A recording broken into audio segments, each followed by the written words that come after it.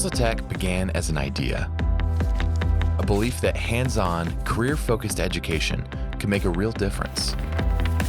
That idea became a plan. That plan became a reality. Tulsa Tech is a place where students build skills, gain experience, and prepare for the workforce. It's a place where education meets opportunity. And the opportunity offered is life-changing. The system as a whole is extraordinary. It's world-class. We have the most talented, most dedicated, passionate people in the state when it comes to career technical education. Tulsa Tech is the finest example of educating people for success in the workplace.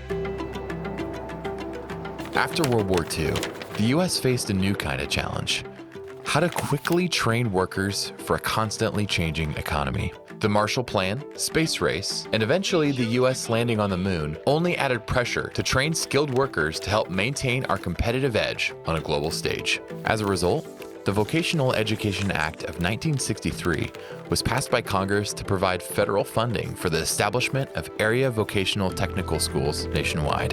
And this is where the story of the Oklahoma Career Tech system and Tulsa Tech begins.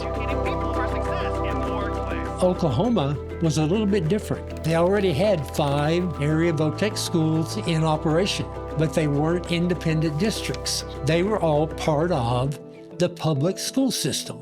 The state law did not allow for area VOTEC schools. So this is why it started under Tulsa Public Schools, and that was in force until the state legislature changed the laws.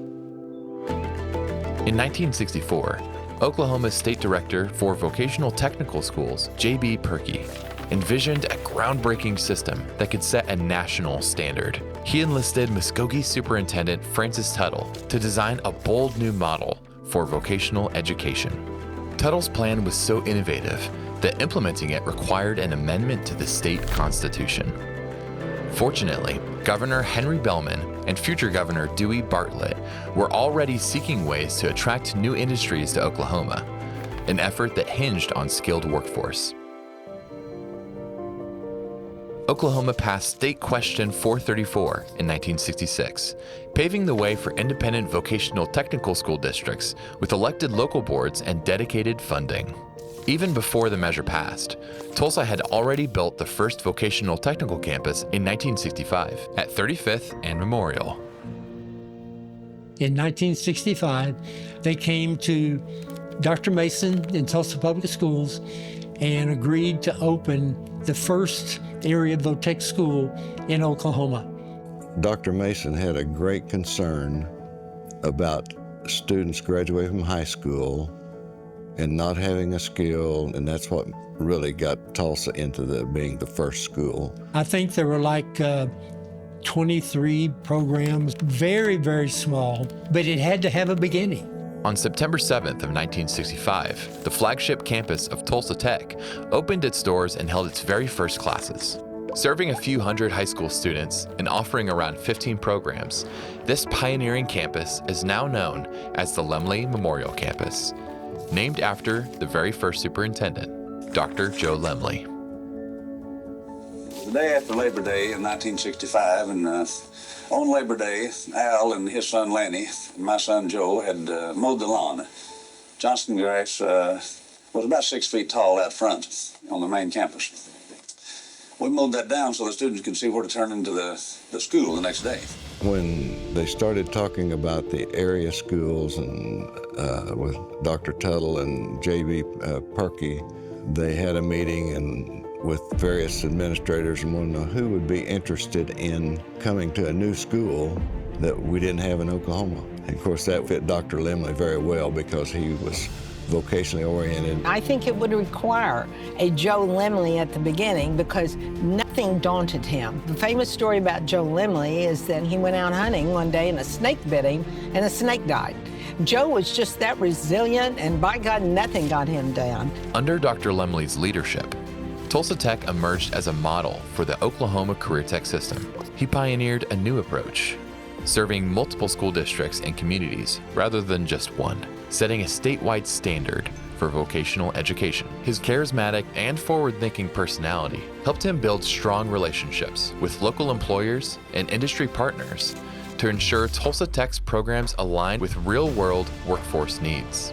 He was also a passionate advocate for state support and funding, helping shape early policies that fueled the growth of the CareerTech system.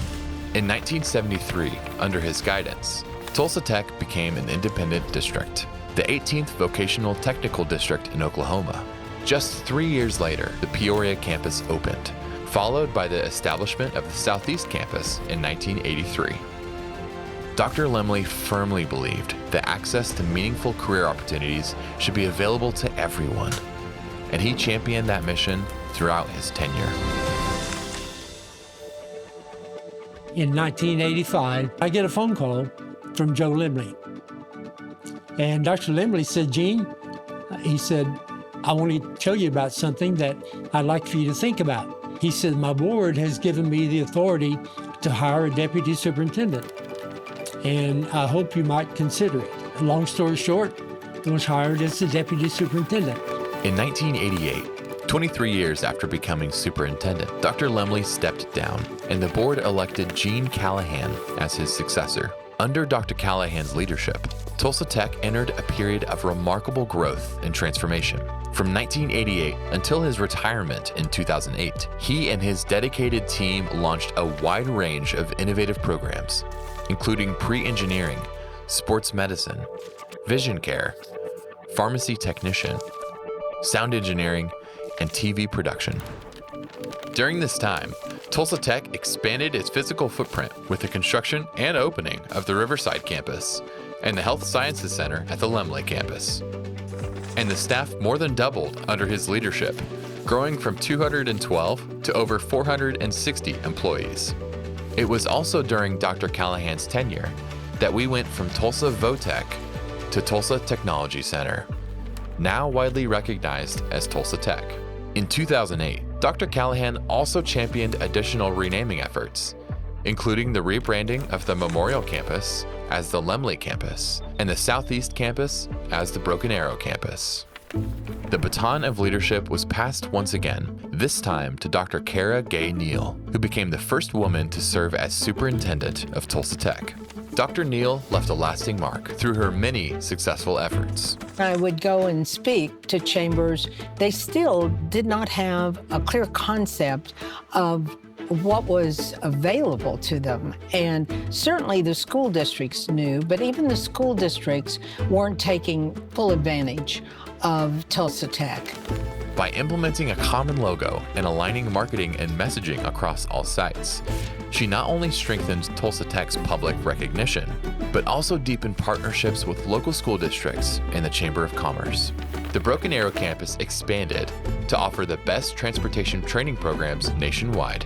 Ground was broken on the Sand Springs and Owasso campuses, and the first collaborative virtual network was provided to help school districts afford rather expensive software. I can tell you that out of the 35 years I've been in education, I've never had a bad job. And Tulsa Tech was sort of a pinnacle. It was a wonderful experience. The thing that I look back on and I smile quite often, the Board of Education brought a young man that really has raised the bar.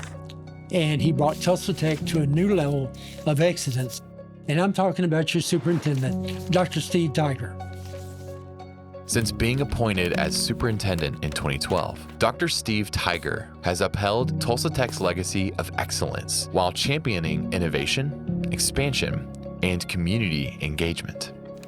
We've added numerous new programs. We've grown from 9 extension programs to 23 high school extension programs. We have increased overall enrollment with business and industry, adult career development, full-time extension, many more students, individuals, companies, changing lives, making a difference, growing our economy. We've created many strategic partnerships with our chambers of commerce, obviously with industries, but other philanthropic organizations. Our mission is educating people for success in the workplace. Tulsa Tech began as an idea. That idea became a plan. That plan became a reality. From 1 campus to 6, From 15 full-time programs to over 80.